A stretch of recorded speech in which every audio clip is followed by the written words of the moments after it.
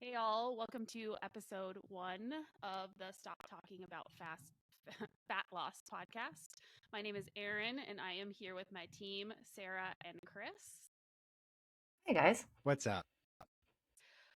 We wanted to start this podcast essentially to have a different conversation about wellness, what it takes to create true body composition change and true health change.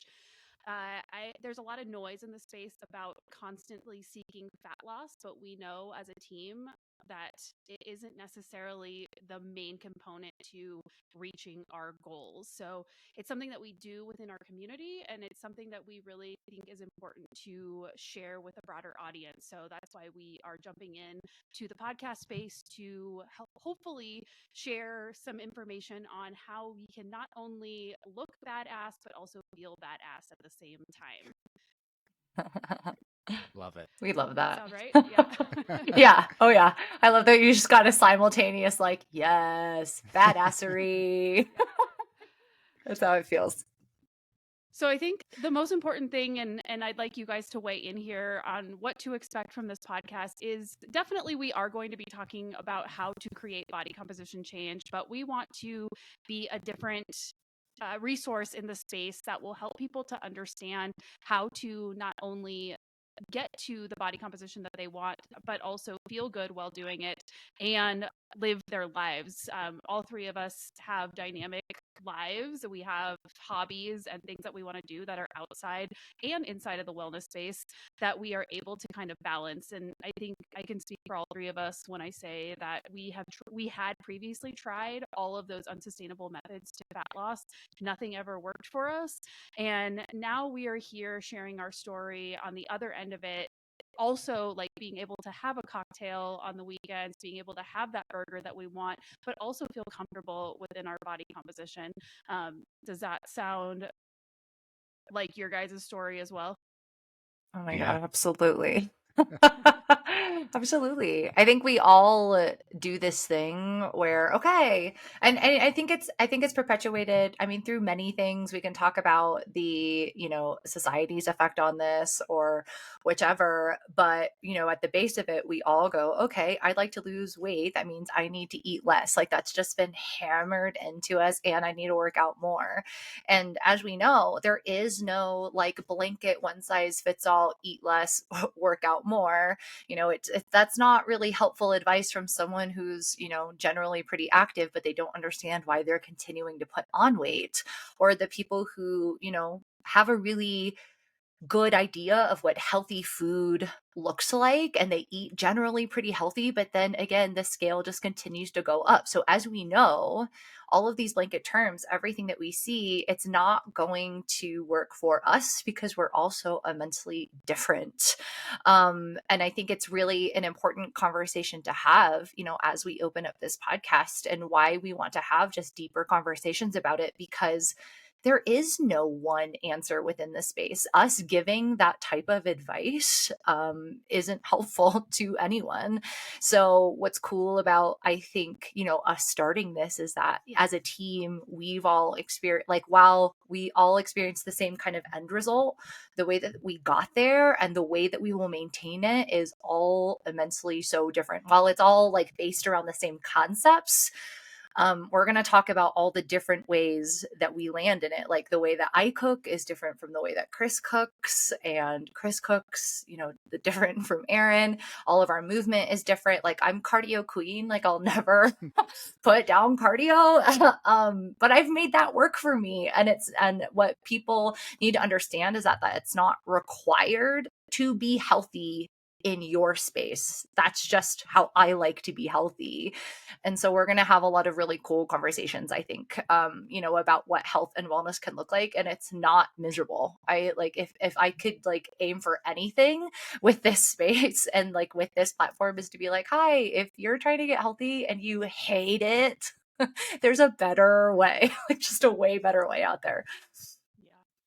Well, so much of society is just pain. Like you go to the gym to lose weight. You try to eat healthier to lose weight. Like how many of us have had someone like family or friends like, oh, you're ordering a salad out. Are you trying to lose weight? Like automatically the assumption is like, why aren't you getting this? It's like, maybe it was sound really good, and that's what I want. Right. Like my wife, all the times, as soon as this weather warms up, she's like, I'm craving a salad. Like, that is fine. So I think creating a space where we're not just talking like fat, like everything doesn't need to be about fat loss. Like there's other Mhm. goals out there. And some of my most successful clients long term, like after 3, 5, 10 years of training, have been people who found things like outside of just like chasing fat loss. Like they found other hobbies, and now it might be mountain biking, but okay, now they're motivated to eat better because that helps with their hobby, and they're motivated to go to the gym even though they might not love lifting weights, but they know it keeps them injury free. So like finding things outside other than just like lose weight, which is really boring after a while. Like if you do it for 6 months in a row, mental burnout can get real. It's really not a great driver. Like, really looking for fat loss for anything is not, it's only going to get you so far. It's like that initial rush, that initial jump dopamine boost, like, yeah, I'm gonna lose fat, but like that's not gonna carry you through the all of the lifestyle changes that it takes to get to your optimal body composition, to get to your optimal health. And you need to have, well, it's beneficial to have, those other drivers. Can you train for a specific sport, even if it's just as simple as like, I don't want to experience back pain anymore? Like that could be such a big, driver for what you're going to do within this space. And it's going to keep you in the game longer than being like, I still have X amount of pounds to lose, X amount of fat to lose. That is not a really great motivator in the long term at all. And we have to be really aiming for long term health. And that's why we wanted to, I mean, just kind of going back to the name of the podcast, we don't want to talk about fat loss. It's not a great marker for your success. It doesn't help us to overcome the mental hurdles within this space if you just keep looking at what's my body composition. Like, I was never, the time that I was weighing myself the most was probably the time that I had the least fun with my health, and I was spiraling. It was not like, it's not a fun marker to look at as far as like, am I happier? Is my anxiety better? Am I generally healthier? The scale isn't really going to reflect any of that. And if you stay so focused on it, that's why we as a society, as people who want to change their body composition or want to get a little bit healthier, it's why we're all so stuck. We're all so obsessed with numbers and not what those numbers are supposed to be giving us. And we want to stop that. Stop it.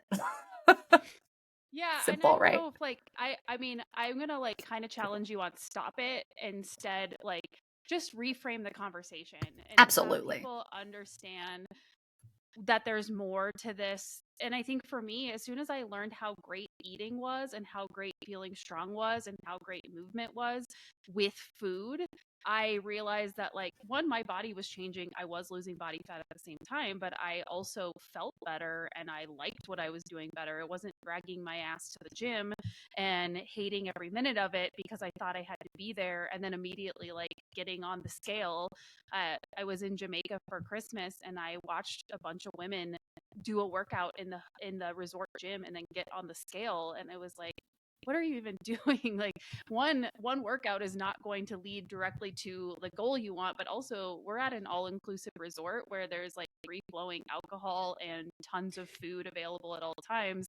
Like we're probably not going to be anywhere near our lowest body composition or our lowest body weight, like just by being here. So understanding that as well, I think, is really important. And all three of us have unique stories and unique reasons why, as to why we wanted to start coaching and be in this industry. And I'd love to hear your guys' stories, if we could chat about that for a second and hear your why as to like the reason for coming into the space, and also why we want to bring this to a larger audience. I'll start. Sarah, you go. I have been wanting to be, well, the person that I was before I started my program. I had been wanting to be smaller my entire life. I don't think that I could ever really think of a time where I was actually truly happy with my body composition. I was always aware of my body. But that is because I grew up as a stage performer. I was in dance as a little kid, and then I immediately got into music. And so my entire life was based off of my look, and I thought that like I put so much value in that. And so I tried everything that I possibly could to get smaller with absolutely no knowledge of what it was going to do to my health. So I spent all of my teenage years completely abusing my body, eating a bunch of junk food as teenagers do. But I mean, I learned, not to throw my parents under the bus here, but I mean, I learned it from my mom. We didn't eat very well. She was very, very busy. Both of my parents were very busy. And so I grew up, you know, thinking that one big meal at the end of the day was just fine to get me through. And I was a really active kid, so I did okay growing up.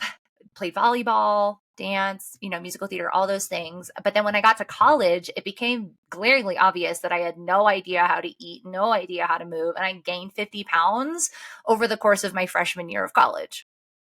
And it was a huge slap in the face. And then I just kind of kept digging myself deeper. I kept trying to diet. This was the time where I was spending hours on the elliptical in my dorm, but still not eating very great. And then I was partying like an 18-year-old does when you let them out of the house. Like, it's like feral cats. Like, you open up the cage and just the chaos ensued. And I was just spinning myself into this awful, awful place. My body was in pain. I could not rely on my body anymore. Like, food didn't feel good. Nothing felt good. And I just told myself that I was like, this is just getting older, which is so not true. I wasn't taking care of myself. And then so I tried a bunch of different things to lose the weight. You name it. I tried it. HCG drops, Whole30, Shakeology. I actually was, I fell into It Works. I don't know if you guys remember that MLM. But yeah, I sold pills and bankrupted myself trying to convince people that it was going to help them lose weight. Spoiler alert, it didn't. And I found that everything that was lacking was like, no one was really showing me how to do it.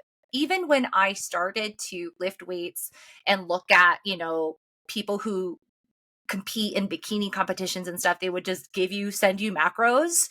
Back when kind of online coaching was really new, they'd just send you something. They didn't ask me how I normally move or how I normally eat or where I was starting. I just got macros. And it took even 3-4 years of thinking I knew what macros were before I was like, I apparently don't know what I'm doing. Someone's got to show me how to do it. And I was just really, really lucky that Erin had hired her own coach, and I watched her do it. And she was so driven by her results and wanting to share it with people because she's just such a giving and wonderful person, that I was able to be like, hey, can you show me how you did that? Because I really like that. You look real happy and I want to be happy too. And so I just kind of dove in. But there was a really big mindset switch that happened that I definitely want to make very clear, was I had to give it all up. It was like a Jesus take the wheel moment. I was like, tell me. I'm not going to fight you on it. I'm not going to think that I know better. I'm not, because I clearly don't. I hit this wall in my life where I was like, I don't know what I'm doing. And I can't live like this. I was tired and sad and just spinning and spinning and spinning. And I felt like I couldn't get my feet underneath me. And then once Erin was like, okay, well, let's just start with some healthier habits. How are you sleeping? What's your water intake like? Let's just look at what you're eating and move from there. And I was like, oh, really? That's it? And I feel like I said that with every step of the journey. She'd be like, okay, let's introduce a little bit more protein. I'm like, really? That's it? And she's like, we're not going to change the plan this week. And okay. And once I hit that Jesus take the wheel moment and really actually got somebody on my team, which I think is the most important thing, is having somebody to go in it with you and kind of do the work with you and go, you know, maybe let's tweak these few things. Like, we were actively as a team looking at what I could improve. It was a true coaching process. And I want to like hammer that home. We both had to like put, you know, a lot of work in, but I'm just so appreciative for the work that she gave me, you know, within this, you know, beginning process. And yeah, she helped me through that, and it worked. How long was my initial fat loss phase? Like 9 months. We started in 2020. Yeah, we were started in 2020, and I know that's so like not a sexy thing to say, like 9 months. I worked really hard for 9 months, but it was way faster than the decades that I was spinning around doing it by myself. And I mean, and I still, all of the stuff that she taught me in 2020, right at the beginning of my program with her, I still do today, 4 years later. And it's a lifestyle that I continue to grow with and continue to adjust. And it's the only thing that has worked and will continue to work, and I will do forever and ever and ever. Coaching was the key. It was the key. The support is unmatched. What about you, Chris? Was he said 2020 was 4 years ago. I was like, oh my God. I don't want to talk about it. It like seems like it was yesterday, but it was actually a long time ago, which is wild. I can't. Everyone just has internalized trauma from 2020. We do. Yeah. We blacked out.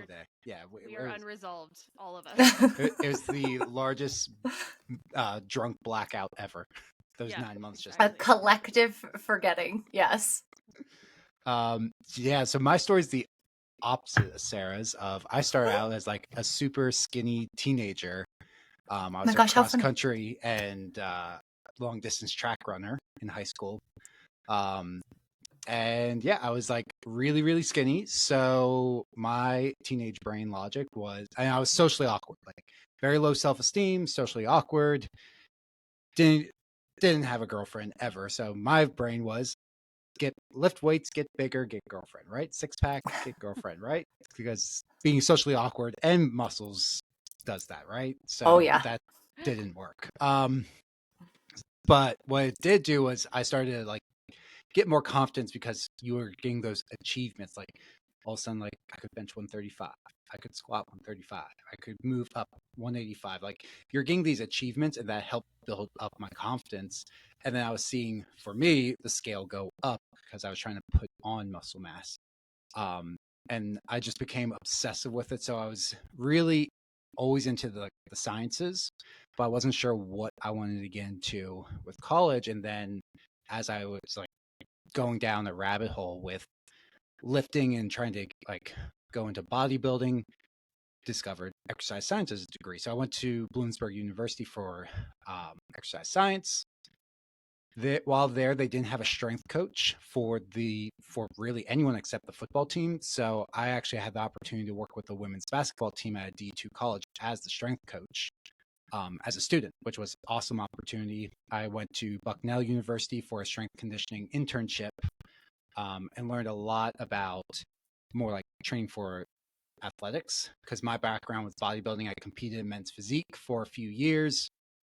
And then I graduated college and went into the real world, and you can't make any money in like collegiate strength conditioning until you're like one of the 15 people who are like head strength coach at a D1 college. So it's like 15 people in the entire nation actually make semi decent money, and even compared to like other head coaches, they make nothing.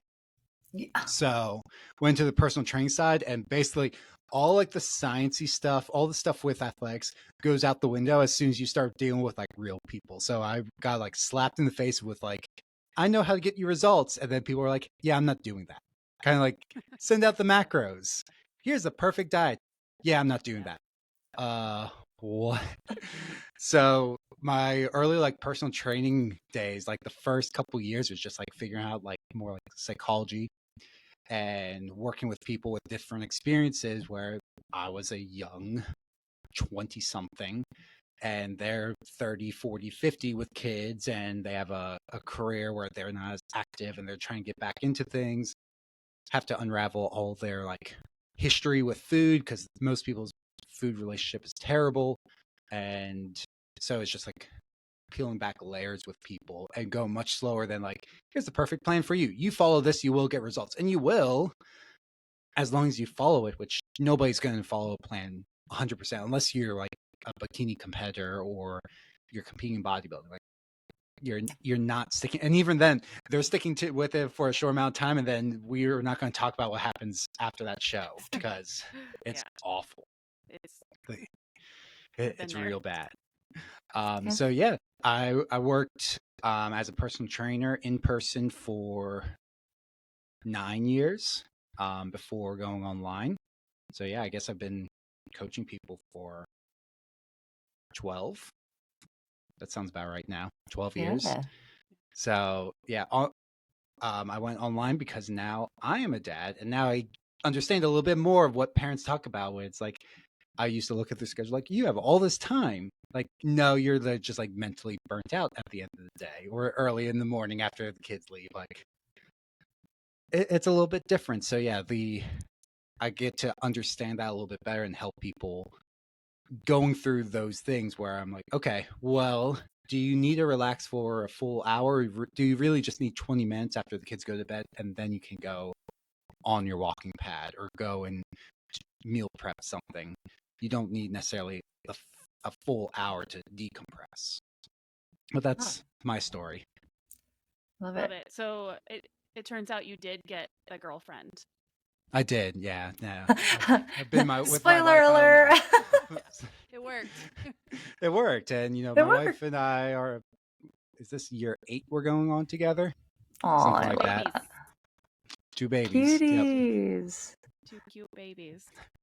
Cool. I love that. My story is kind of in between your guys' story. I didn't do any sort of studying of fitness wellness in college, but I wanted to. I was like one of those dabblers of somebody who really wanted to understand the truth behind body composition change and health, but I was doing it all in the wrong ways. I was falling for MLM plans. I was a runner, so I kept running until my shins literally were like broken. I had bone damage in my shins from overrunning on shin splints. I never quite got to the body composition I wanted, but I mean, the main thing for me was mental health. I started my teen years in a state of depression and anxiety. I have social anxiety, and it's gotten better as I've gotten older, but then it was debilitating. And I do better in a situation where I feel like I know what I'm supposed to do. And so like running was something where you could just go out and know exactly what you're supposed to do. But nutrition never really is like that until you learn how to do it. And so as I grew in my fitness and wellness journey, I finally in my 30s got into weightlifting, and I fell in love with it because one, again, you know what you're supposed to do. There's a small group of people usually that are in the same class or come to the gym at the same time. I like familiar things. I like the same people. I don't do well in big groups. And so I felt very comfortable in the gym setting. But again, I didn't know how to eat, and I also was anxious, and so I needed something to help my mental health, and I chose drinking as my self-sabotaging support system. And it was fine at 25, but it wasn't fine at 35, and my body started to revolt, and I was putting on body fat rapidly, and before I knew it, none of my clothes fit, and I was like stuck. It wasn't that I didn't have to worry about my body composition because I always was worried about it, but it was catching up with me the further and further I slipped in with the drinking habits, and I wasn't really eating. I think I remember eating 1 or 2 meals a day, and one of those was a protein shake, and then the rest of my calories were coming from wine, and I didn't understand why I kept losing or I kept gaining weight. I'm like, I barely eat, but I had no clue that alcohol had calories.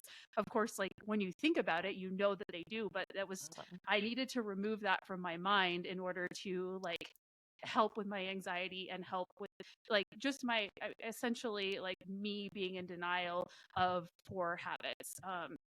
Until I got to a place around like 34, 35, where I was up 40 pounds, maybe 50. I wasn't fitting into any of my clothes. I was hiding from mirrors. I was like, I nothing was working for me anymore. I was drinking every day, and again, still not eating. And I kept being like, what the heck? I'm not eating any food. Where is this body fat coming from? And I tend to go to the extreme on most things. And so I just decided one night and that I was going to be a bodybuilder. I was drinking at a bar and and I said to this lady sitting next to me who I know and she used to compete that I wanted to compete. And she was like also drinking and was like, yeah, you totally should. This is a great idea. And so I went to the gym the next day and I told my coach that I wanted to be a bodybuilder it was 2018. I wanted to be a bodybuilder in 2019, and so I started that journey. He put me on a meal plan almost immediately, and then I had a trip to Costa Rica. That was like my last hurrah. I drank my face off in Costa Rica and enjoyed my time there. And then as soon as I got home, I started this meal plan, and I nearly ate the same foods for 7 months straight. It was egg whites in the morning with oatmeal, egg whites in the afternoon, and chicken in the evening in some sort of capacity. I don't even really remember there being a whole lot of vegetables. I was working at the time at a Mexican food restaurant, so I would Lots of have like fresh starches. salsa. But that was like the extent of my vegetables. But I did that for 7 months. I didn't have a sip of alcohol. I did not go out to eat once. I literally ate the exact same meals for that amount of time. I dropped 40 pounds and I competed in my first show, and I didn't do well, but I did well for myself. Obviously, I had like a big mental shift at that moment, and I was like, it started to click that I could manipulate my food environment to also manipulate my body composition. Obviously, this bodybuilding, like extreme meal plan lifestyle wasn't what I wanted to do long term. I didn't know that yet, but it started the process. And so I took a little bit of a break and I did a second show that year where I continued the same exact strict dietary protocol for another 3 months. So it was like 7, 8, 9, 10 months out of the year that I ate, I'm telling you, the exact same thing. And I don't recommend this, but I competed, I got 10th place in that second competition, which was better because if you know anything about bodybuilding, like it's like 1 through 10 and then you compete for last at like then it's like there's 6 or 8 people or 10 people that are just last. The first one I was just last with the crew and I got technically the last place. So it was better, not great. But it started the trajectory of me starting to understand food. And I was obsessed. I was obsessed with the science behind it. I took a deep dive into it and started to learn everything that I could. At the time, I had no interest or even thought about coaching. It was just something I wanted to do for myself because of course I was feeling better because I wasn't drinking as much as I once did. I had energy, I was sleeping, the fat was coming off, the muscle I had been building was showing, and I was like, "Oh, this whole time I've been trying to get this athletic looking body, and turns out that I was self-sabotaging myself this whole time."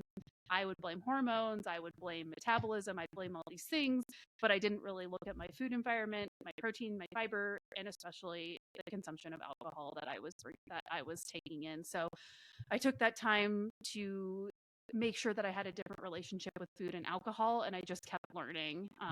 Fast forward to 2020, I was a operations manager for a restaurant group in the town that I live in, and we all know what happened in the pandemic. Restaurants were a disaster, and what was happening in the environment that I was in at work was just not in alignment with my ethics, and so I resigned with no plan. Not something that I normally ever would have done. It's not in alignment with my personality. I always like a backup plan, but I couldn't stay there. And so I had just started dating Matt, who's my husband now at the time, and I called him and I was like, I think I have to quit my job. And luckily, he's a good person and he didn't think I was a deadbeat. And he was like, yeah, quit your job. We'll figure it out. And so I did. And I had a little bit of money in savings, but nothing crazy. And I figured that I would get another job quickly because like the rest of us, we've never experienced a legit pandemic. I thought it would be over in like 6 weeks, 8 weeks. Turns out that's not true. And so I was like, I'll just chill for a little while and get back into some sort of restaurant job. Well, 6, 8 weeks turned into like 2 or 3 years. But in the meantime, restaurant work was just not something that I was going to happen for me. So I started studying more about nutrition. I got a personal training certification. I got a nutrition certification. I got more certifications. I got a master health coach certification. I just started learning and diving in and putting like testing these things out on myself, as well as like starting to bring in clients. And Sarah was actually the first one who I coached for free just because she was willing and able to do it, and she was willing and able to show, like, let me use her photos. And it took off both for me from there with my business with 8 Wellness Collective, and with the relationship that Sarah and I have, and we've known each other for a long time too. But I've continued to morph how I think about nutrition and how I want people to understand health and wellness. And I've kind of shifted away from the bodybuilding lifestyle and adopted one that is way more sustainable. I want a community of people who love their lives and aren't living in an extreme restriction.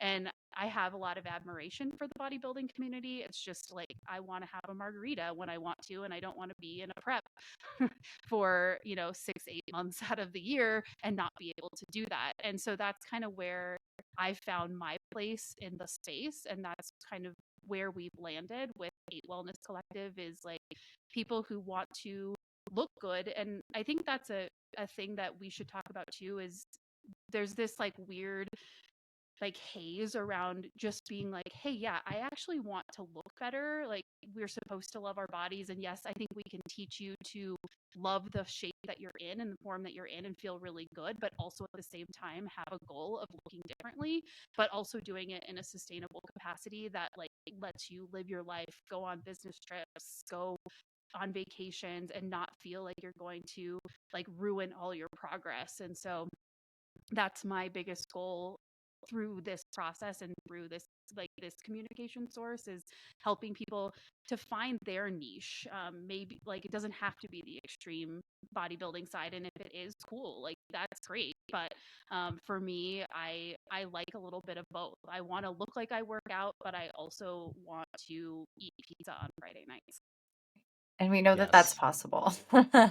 I think that's like a beautiful thing that is so unique to 8 Wellness Collective. After, I think you can talk to every one of us. We've experienced online coaches in different capacities over the past few years since 8 Wellness Collective has become a thing, since the online coaching business really exploded during the pandemic.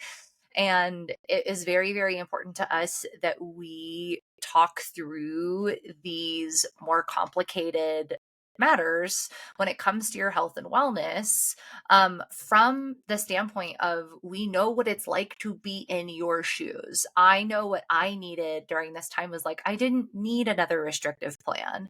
I didn't need another 75 hard attempt. I needed someone who could approach my situation with empathy, like actually see where I am, where I'm coming from, and where I'd like to go, and go, okay, based on these factors, here's our best way of tackling this. And I love that we've grown so much over the past, 3 years since this has become a thing, that like that's always our number one priority, is how can we make this more enjoyable, more digestible for the community that's out there. We're all floundering. Like the majority of us out there are just like throwing darts at the balloon board, really trying to figure it out. We have no idea what's actually effective. We don't know the minuscule things during our days that are actually taking away from our efficacy.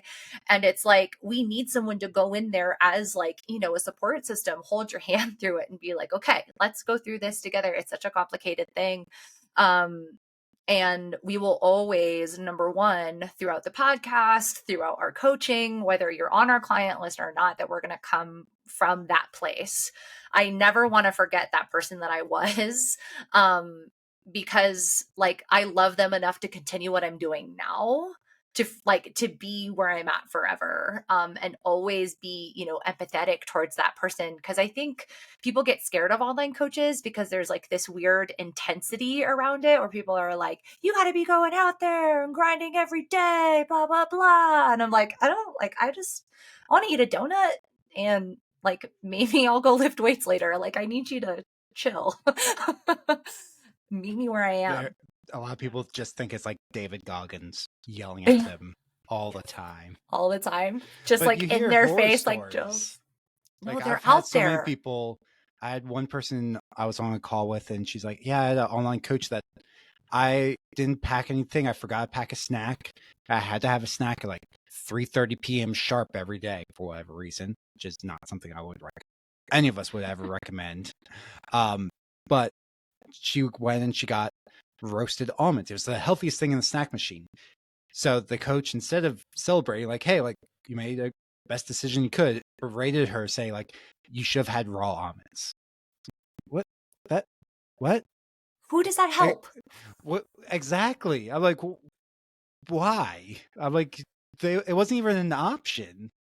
And so many people have horror stories, or I've heard of horror stories of just like people like, you need a better why. You just need to be more disciplined. Like that doesn't help anyone. No, it doesn't.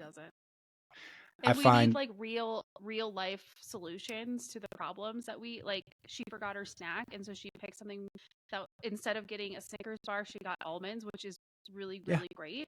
Which maybe she would have like chosen the Snickers bar previously. So like when we look at habits and what we're choosing for food, like we need real life solutions, because we're not like sitting at home in this like perfect world surrounded by proteins and vegetables that we can just like automatically morph into our mouths. Like it doesn't work that way. All of us are working, we're all like going to conferences, we're all, we have kids at home, and we know that environment is even harder because there's so many variables when it comes to little ones. Like people need real life solutions to nutritional problems that they're facing, and most of the like cookie cutter plans or these extreme coaches are not giving them that, and they see those posts on Instagram or whatever and just think that they're broken. And I think that's another part of the discussion that's important, is like realizing that we're not in fact broken. We just need to figure out how to manipulate our own variables to make it work for us. And it can be done with roasted almonds and not raw almonds. Yeah, like one better decision at a time, like with what with what you can bring to the table. Like everyone's situation is unique.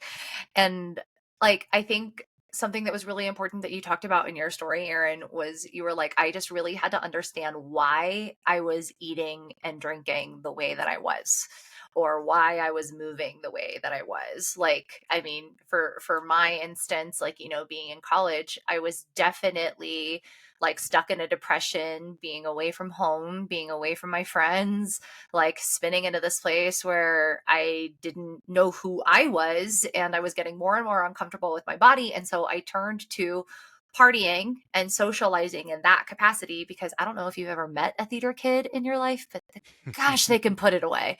And so I was like, that was me being social. That was me finding friends. And so I learned to be a social drinker, which turned into being a depressive drinker, because when I wanted to feel connected to my friends, I would drink more.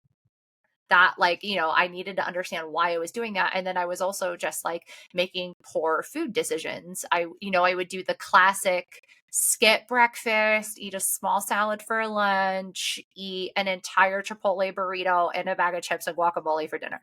Like there was no it was either I'm trying really hard or I'm not. And it was more like we really got to dig down deep into the why we do these things, why we're stuck. Why is it that, you stop tracking halfway through the week? Why are you so tired that steps are the hardest thing for your day?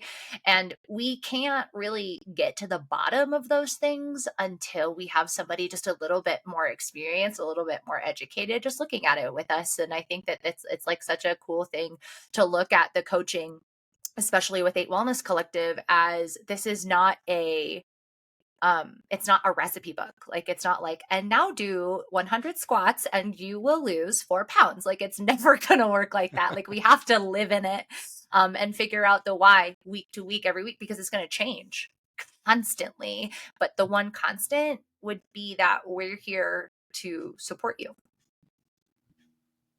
Yeah, I like that you brought up the week to week. I think I bring that up a lot in conversations when people are like, well, what do I do? And I'm like, I don't know. What do you do? We need to look at that. We need to look at, do you have 3 small children at home? Because you're like, what I do is going to be different then, because I don't have any. And so we can look at those variables. Do they sleep through the night? Do you work at the same time? Do you like prepare a lot of meals at home, or are you relying mostly on meals out? How do we switch those things? Because for me, when I started this journey, I was working in a restaurant, and so I was eating Mexican food. That's how I lost 40 pounds. And I know that sounds crazy, but I mean, it was manipulated Mexican food, but it was like egg white and chicken plain tacos with salsa. And that for me is what worked. But that, like, most people aren't living their lives 5 days a week in a Mexican restaurant, even though we might want to. But we have to look at your exact variables for your life. I had this conversation with a client yesterday, and she basically told me that she was really afraid and wanted to ghost this situation because she keeps having to travel and she can't stick to her plan. But she didn't tell me that she was traveling a lot for work. And I was like, well, we need to have a conversation weekly about what your travel looks like. Because, of course, if you're gone 2 to 3 days out of the week, fitting in 4 or 5 workouts is probably impossible for you right now. So that's something that we need to know, and that's something that we need to address, because what if we just assign you 2 workouts instead of 4?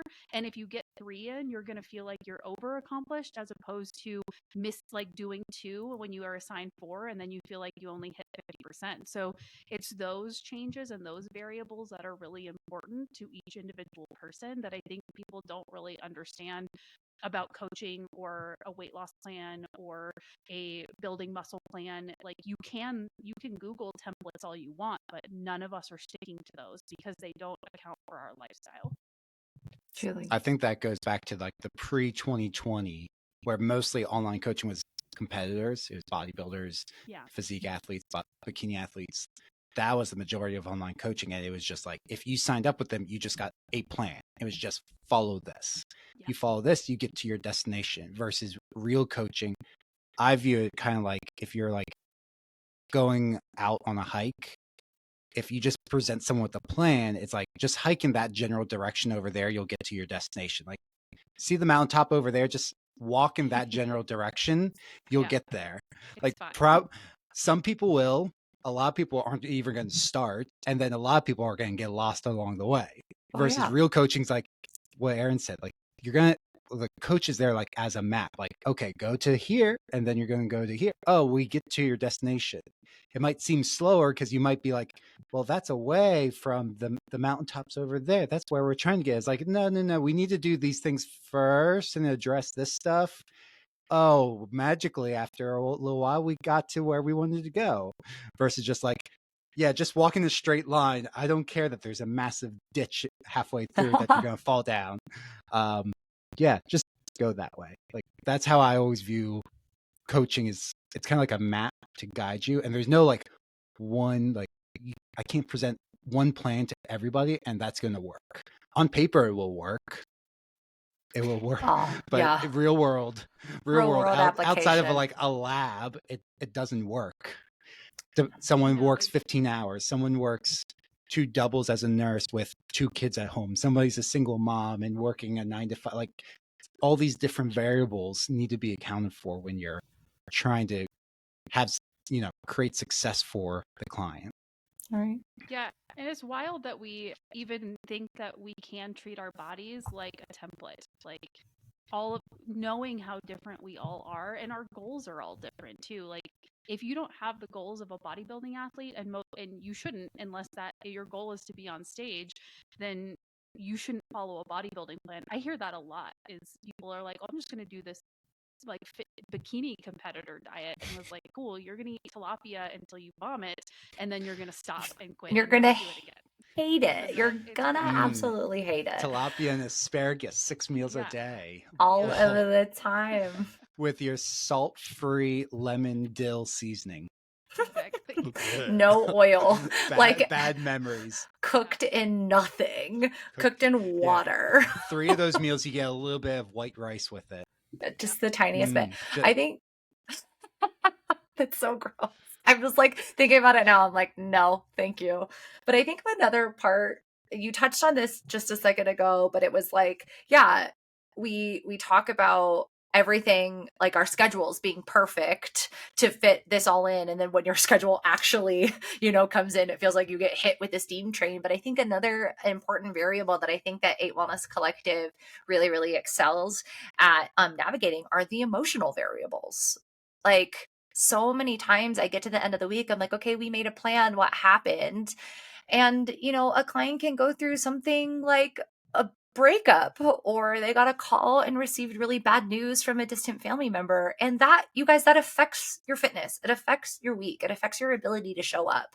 And I'm not going to sit here and pretend it's not like, again, I'm going back to those old, like really intense bodybuilding style coaches online that are like, it doesn't matter. Working out's going to make you feel better. And I'm like, yeah, I mean, it will, but like, I think that we need to have more conversations about like the emotional journey that we go through. There's like this mourning process that happens almost when you start on this journey, because like, you know what, I was really kind of sad to see Party Sarah go. Party Sarah is a really fun time.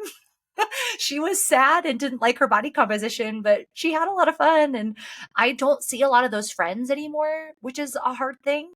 I kind of like had to mourn that person that I was a little bit. And that's a lot trickier than you think. Even though I was like, I was running full steam ahead towards this person that I am now. I'm a lot happier. I'm a lot healthier. Every aspect of my life has improved, but that does not change the fact that I had an emotional attachment to who I used to be. And Erin helped me navigate that as my coach as well. To really understand, you don't always need a break because your body or like body composition needs it. Sometimes you need a break because really tackling this journey can get mentally and emotionally draining. Well, you made a good point of sometimes like your friends and family, like you might get rid of some of your friends because your social situation is not conducive to your goals. Like, I want to improve your health, and then all your friends are like vaping and drinking all weekend long.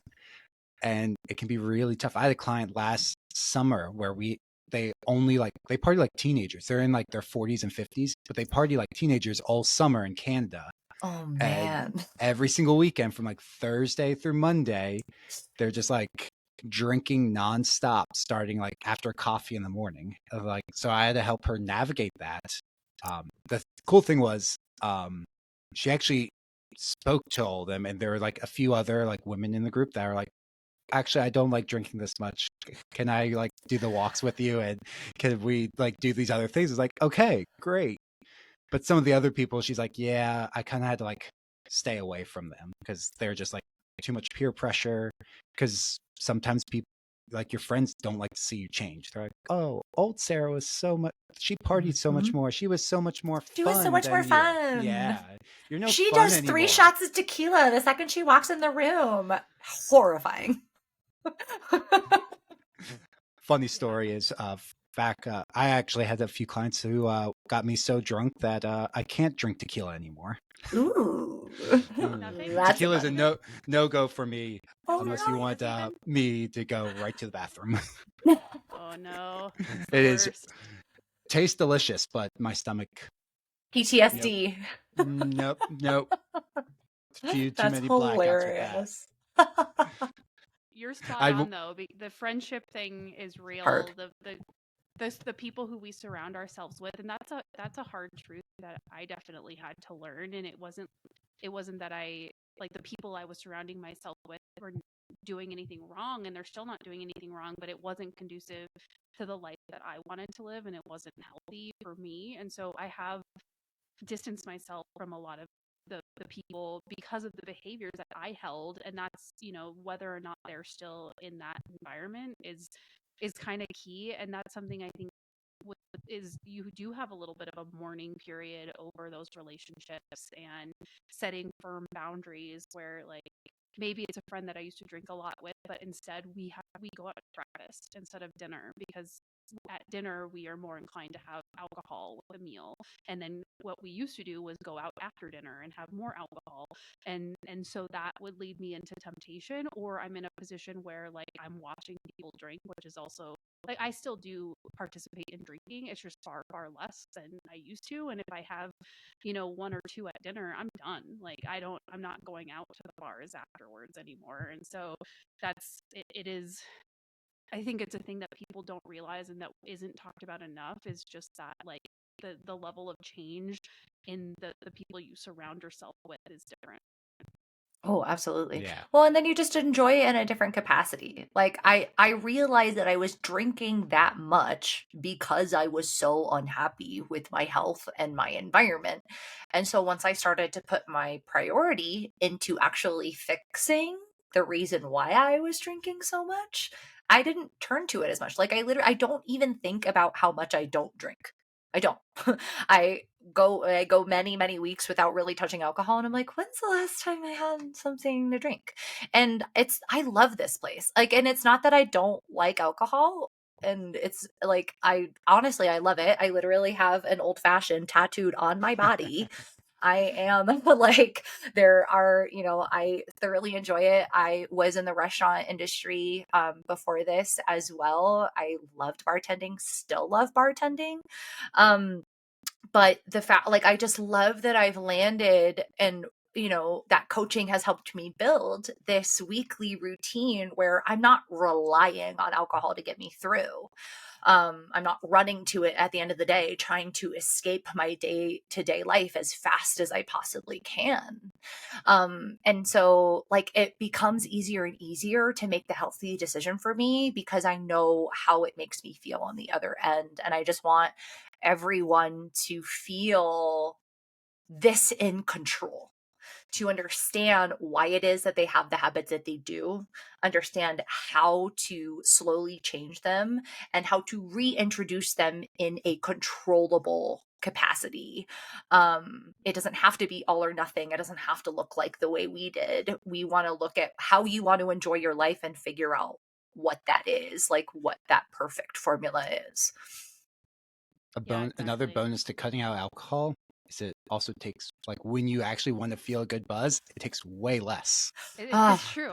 Like It's 2 cheaper. drinks and you're like, wow, I feel really good. Become a way Versus cheaper date. when you're drinking all the time, you're like, okay, that was 6 drinks. Like I drank a whole bottle of wine. I'm still not feeling it. Like, that's a red flag. Big red flag. Big red flag. We're saving money at the same time. Truthfully. Saving money, saving calories, Yeah. not good things. destroying ourselves with alcohol, which it's just not good, but delicious. Yeah. We're going to have an alcohol episode, I think. We will. Yeah. We're going to deep dive into a lot more of these topics, but I think that is a pretty good introduction to who we are and what we want to convey here. And so we hope that you enjoyed this first episode. We also hope that you will subscribe and listen to more because like we just said, we're going to deep dive into our relationship with food, our relationship with alcohol, and how we can manipulate our body composition and our health in a more sustainable capacity. Awesome. Awesome. Thank you guys. Thanks. We'll see you next time.